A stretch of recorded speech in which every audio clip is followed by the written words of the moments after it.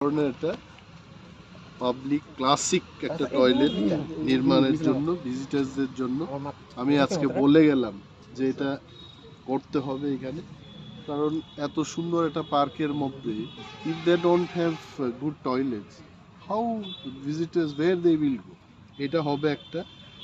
2 নম্বর হচ্ছে এই যে সমস্ত বাউন্ডারি বাইরের থেকে বের, এবার যেখানে যেখানে মরিচা তরিচা আছে এইগুলো রিপেইন্টিং করে এটার সৌন্দর্য করা, নোট করে নাও।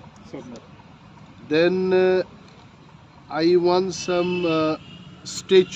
সাম স্ট্যাচুজ রিলেটেড, অনেকগুলো আছে তো, অনেকগুলো স্ট্যাচু আমরা করা যায়।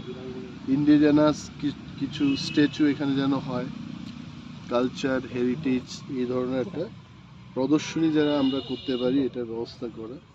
তারপর ভিআইপিরা যদি কখনো আসে টাসে এখানে, there is no good facilities for VIP visitors, ভিআইপিরাও তো আসে এখানে, এটার জন্য কিছু একটা ব্যবস্থা যেন হয়।